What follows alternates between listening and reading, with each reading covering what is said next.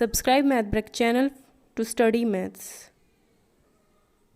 Hello friends, welcome back to my channel Math Break. आज का lecture हमारा बहुत ज़्यादा इंपॉर्टेंट लेक्चर है। जो लास्ट तक पढ़ा था उसमें से तो एग्जाम में क्वेश्चन आ ही सकता है, लेकिन जो आज पढ़ेंगे उसमें से डेफिनेटली किसी ना किसी टेट एग्जाम में आपको क्वेश्चन मिलेगा ही मिलेगा, जो आज से आगे तक हम पढ़ेंगे। ठीक है, ज्योमेट्री में तो पहले वर्ड आपके सामने क्या लिखा है? प्लेन। प्लेन को हिंदी में कहते हैं समतल। प्लेन और समतल का मतलब है जैसे आपके सामने कोई कागज़ का टुकड़ा है, A4 साइज की शीट आती है ना, वो सब क्या है? प्लेन है, समतल है। ठीक है, नेक्स्ट आपके पास क्या आता है? Plane curve. प्लेन कर्व या समतलीय वक्र क्या होता है? आपको क्या करना है? पेंसिल को प्लेन पर रखना है। ये मेरी पेंसिल हो गई और ये बोर्ड मेरा प्लेन हो गया। ठीक है, और पेंसिल को एक बार रखना है और फिर चलाते जाना है, चाहे कैसे भी चलाओ। तो ये आपका क्या बनेगा? हमेशा वक्र बनेगा। मैंने इसको ऐसे कर दिया, वक्र यहाँ पर नहीं, बस यहाँ तक। ये क्या बना? एक वक्र बन गया। ऐसे कर दिया, ऐसे कर दिया, ऐसे कर दिया, तो ये भी क्या है? वक्र है। बस क्या करना है? पेंसिल को बिना उठाए चलाना है। अगर आप पेंसिल को इस तरीके से चलाते हो तो ये वक्र नहीं बनेगा। अगर मैं पेंसिल को बिना उठाए सीधा भी एक लाइन भी बना देती हूँ तो ये भी क्या है? एक वक्र है। ठीक है, तो ये हो गया आपका प्लेन कर्व या समतलीय वक्र। नेक्स्ट आपके पास आता है पॉलीगन या बहुभुज। अब पॉलीगन और बहुभुज हम पढ़ चुके हैं क्या होता है, जिसमें आपके बहुत सारे लाइन सेगमेंट्स यानी रेखाखंड होते हैं, और वो क्या होता है? क्लोज्ड होता है, और क्या होता है? सिंपल होता है। ये तीन प्रॉपर्टीज हमने पढ़ी थी। सिंपल मतलब सरल, सरल मतलब जो अपने आप को ऐसे नहीं काटता है। ठीक है, किसी भी तरीके से आप उसको बनाओ, वो अपनी किसी भी लाइन को कट नहीं करेगा। लाइन सेगमेंट्स मतलब रेखाखंड हो गया। क्लोज्ड मतलब पहला पॉइंट और लास्ट का पॉइंट उसका सेम होगा। ठीक है, तो पहला फिगर देखो आप, अगर ये यहाँ से शुरू हुआ है तो घूम करके वापस यहाँ आ जाएगा, तो ये क्लोज्ड है। ठीक है, और लाइन से बना हुआ ये सब क्या है? इसके अंदर लाइन सेगमेंट्स, रेखाखंड से ही ये बना हुआ है ना। और सिंपल, अपने आप को तो कहीं नहीं काट रहा है ना, तो ये क्या है? आपका पॉलीगन है। इसी तरीके से ये भी देखो, अपने आप को नहीं काट रहा है, लाइन सेगमेंट्स है, क्लोज्ड है। ये भी ऐसा ही है, लाइन सेगमेंट्स है, क्लोज्ड है और सिंपल है, मतलब अपने आप को नहीं काट रहा। तो ये तीनों क्या हैं? आपके पॉलीगन्स हैं। नेक्स्ट देखो, अपने आप को ही काट रहा है, यहाँ से शुरू हुआ, अपने आप को काट रहा है, काटने के बाद क्या हुआ? ये सिंपल अब नहीं रहा, तो ये क्या? पॉलीगन नहीं है।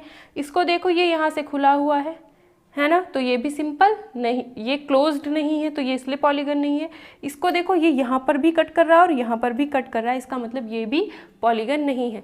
तो पॉलीगन्स में हमारे बस तीन चीज़ें आप ध्यान रखना, लाइन सेगमेंट्स होंगी, क्लोज्ड होना चाहिए और सिंपल होना चाहिए। ठीक है, पॉलीगन्स हमने पढ़े थे कितने। ठीक है, पॉलीगन्स में क्या होती है? नंबर ऑफ साइड्स आपकी बहुत सारी हो सकती हैं, तो कुछ पर्टिकुलर पॉलीगन्स है वो हम देखते हैं। ट्राइंगल जो होता है वो आपका सबसे छोटा पॉलीगन होता है ना, जिसमें क्या होती है? सबसे कम भुजाओं से मिलकर के बन जाता है। आपके पास सिर्फ 3 साइड से ये बन जाता है, और 2 साइड से आप कोई भी पॉलीगन या बहुभुज नहीं बना सकते हो। तो 3 साइड से ये बनता है। सबसे छोटा पॉलीगन अगर आपसे पूछे तो ट्राइंगल होता है। मेंसुरेशन में मैंने बताया है, सबसे छोटा पॉलीगन अगर आपसे कोई पूछता है तो क्या होता है? ट्राइंगल यानी त्रिभुज होता है, 3 साइड से बनता है। फिर आता है क्वाड्रिलेटरल। क्वाड का मतलब होता है 4, चतुर्भुज 4 साइड्स वाला। पेंट का मतलब होता है 5, पंचभुज 5 साइड वाला।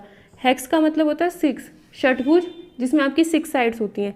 हेप्टागन, हेप्टा का मतलब होता है 7, जिसमें आपकी 7 साइड्स होंगी। ऑक्टागन, ऑक्टा का मतलब होता है अष्टभुज, जिसमें आपकी 8 भुजाएं होती हैं।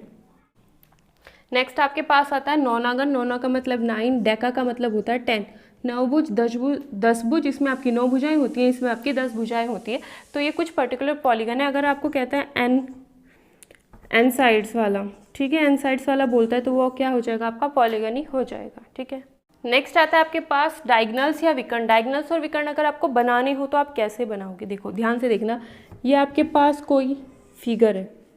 ठीक है, अब आपको डायगोनल बनाना है तो आपको ध्यान रखना है, फर्स्ट पॉइंट आप इसको माना, सेकंड फिर इस पर चले गए, थर्ड इस पर। आपको क्या करना है? फर्स्ट से थर्ड पर जाना है और फर्स्ट और थर्ड पॉइंट को मिला देना है।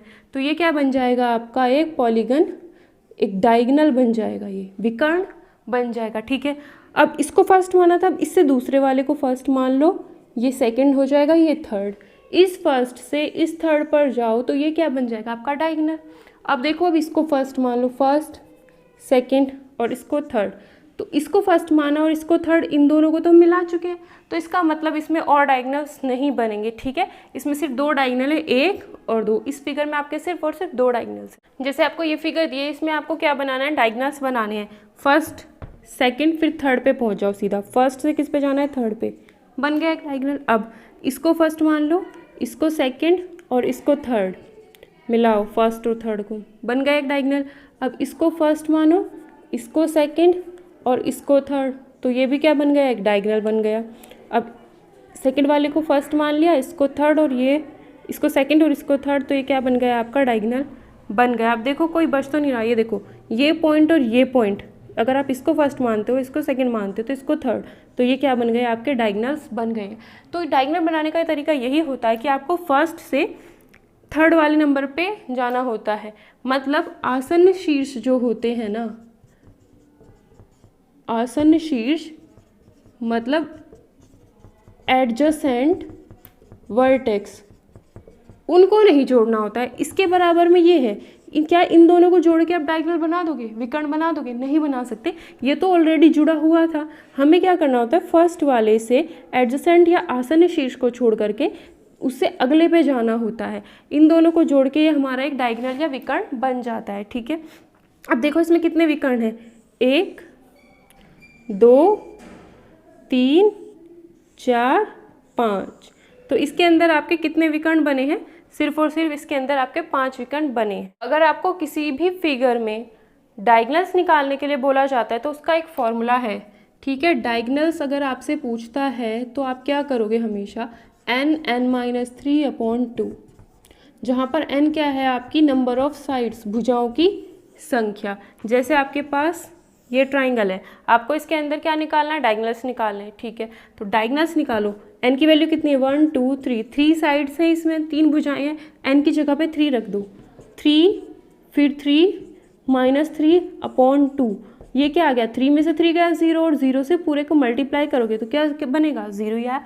इसका मतलब है इस ट्राइंगल के अंदर तो कोई डायगोनल या विकर्ण है ही नहीं, है ना। तो वही हमें यहाँ से मिला, वही हमें यहाँ से मिलेगा। कैसे, फर्स्ट इसको मानो, सेकंड इसको मानो, थर्ड पॉइंट इसको माना। फर्स्ट और थर्ड को अगर आप मिलाते हो तो क्या बनती है, एक लाइन। ऐसे ही फर्स्ट इसको मानो, सेकंड इसको, थर्ड इसको, तो फर्स्ट थर्ड को मिला के तो वही लाइन बन रही है। मतलब इस फिगर के अंदर तो आप कोई लाइन नहीं बना पा रहे हो ना, तो विकर्ण इसके अंदर बन ही नहीं रहा है। इसका मतलब इसमें विकर्ण या डायगोनल्स की संख्या क्या है, आपकी 0 है। अभी हमने जो फिगर बनाई थी वो ये थी। ठीक है, इसमें कितनी साइड्स थी, 5 साइड्स थी। अगर हमें इसका नंबर ऑफ डायगोनल्स डायरेक्ट निकालने हो तो क्या करोगे, n(n-3/2), n की वैल्यू कितनी है, 5, कितनी साइड्स है, 5, n की वैल्यू वही रखनी है जितनी इसमें साइड्स, 5 -3/2, तो कितना है 5, 5 में से 3 जाएगा 2/2, 2 से 2 कैंसिल, तो कितना बचा, सिर्फ 5। और हमने जब इसके अंदर बनाया था तो कितने डायगोनल्स आए थे, सिर्फ 5 ही डायगोनल्स आए थे, तो वही इसमें है। तो अगर आपको कभी भी नंबर ऑफ डायगोनल्स पूछे, किसी भी फिगर में नंबर ऑफ डायगोनल्स या विकर्ण की संख्या पूछता है, तो आप हमेशा क्या करोगे, ये फॉर्मूला अप्लाई कर दोगे, जहाँ पर n आपकी नंबर ऑफ साइड्स या भुजाओं की संख्या है। ठीक है, तो आपको क्या मिल जाएगा, उस फिगर में जितने भी डायगोनल्स होंगे वो आपको हमेशा मिल जाएंगे। ठीक, एक बार इस फिगर को समझ लीजिए, ये भी क्या है, एक चतुर्भुज है जिसमें आपकी 4 साइड्स हैं। ठीक है, अब अगर हम इसमें डायगोनल्स बनाएंगे तो एक डायगोनल तो हमारा ये बनेगा, फर्स्ट सेकंड थर्ड, तो इन दोनों को मिलाएंगे एक डायगोनल हमारा ये बन जाएगा।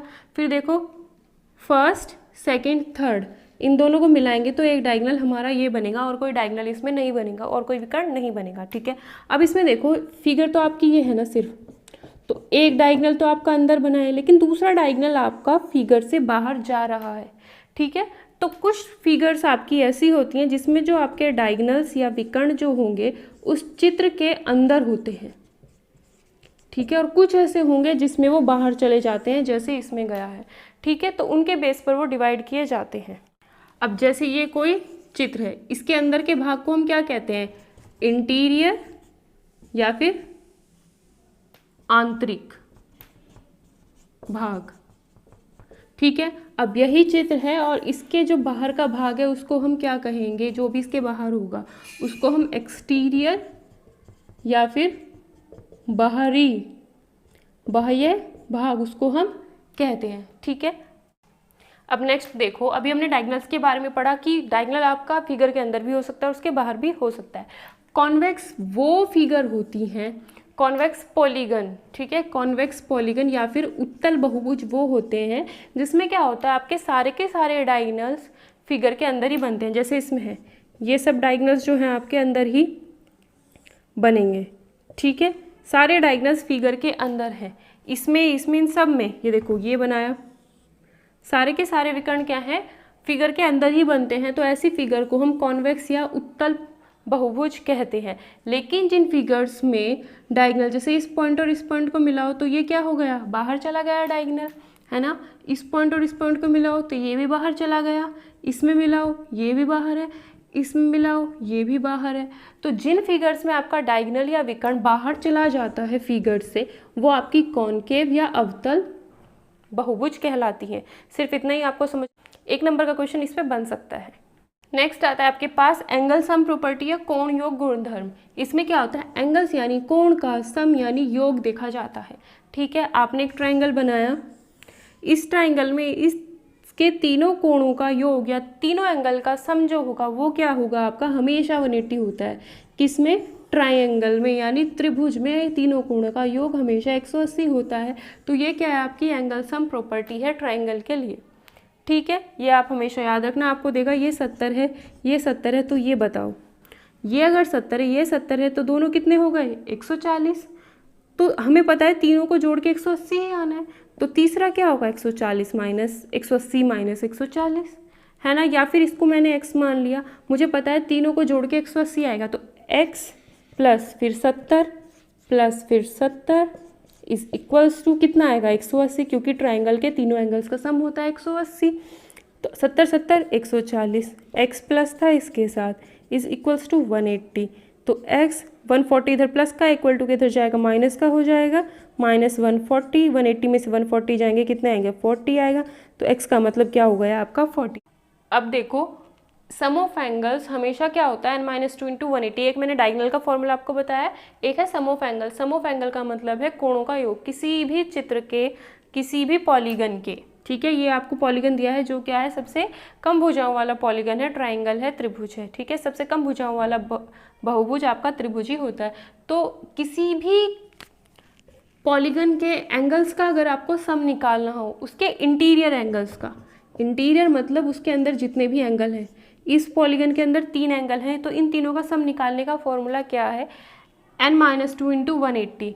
n आपकी इसकी जो जितनी भी नंबर ऑफ साइड्स हैं, जितनी भी इसकी भुजाएं हैं वो होगा 1 2 3, 3 भुजाएं हैं, तो n की जगह पे आप 3 रख दो, 3 - 2 इंटू 180, 3 में से 2 गया, 1 इंटू 180, तो कितना है आपके पास 180, ठीक है। अगर आपके पास चतुर्भुज है, क्वाड्रिलेटरल है, और इसके कोणों का योग आपको निकालना है, तो इसमें कितनी साइड्स है, 1 2 3 4, इसके इंटीरियर एंगल, आंतरिक कोणों का योग अगर आपको निकालना है तो आप क्या करोगे, n की जगह पे कितना रखोगे, अब कितनी साइड है, 1 2 3 4, 4 साइड्स हैं, तो n की जगह पे 4 रखेंगे, 4 - 2 इंटू 180, 4 - 2 कितना आया, 2 इंटू 180 कितना हो गया, 360।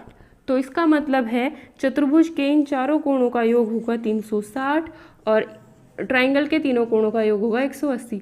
अगर आपको ऐसा पॉलीगन दे दिया जाए या बहुभुज दे दिया जाए जिसमें 5 भुजाएं होंगी, तो आप क्या करोगे, यहाँ पे 5 रख दोगे। अगर ऐसा बहुभुज दे दिया जाए जिसमें 6 भुजाएं हो, तो क्या करोगे, इसमें यहाँ पे 6 रख देंगे, ठीक है। तो इस तरीके से हम किसी भी बहुभुज के पॉलीगन के आंतरिक कोणों का योग या इंटीरियर एंगल्स का सम हम निकाल सकते हैं, ठीक है। तो आज की क्लास में इतना ही। अगर आपको वीडियो पसंद आती है तो प्लीज़ वीडियो को लाइक कर देना, चैनल को सब्सक्राइब कर लेना, बेल आइकन को प्रेस कर लेना, जिससे जो भी वीडियो अपलोड हो उसका नोटिफिकेशन आपको मिल जाए।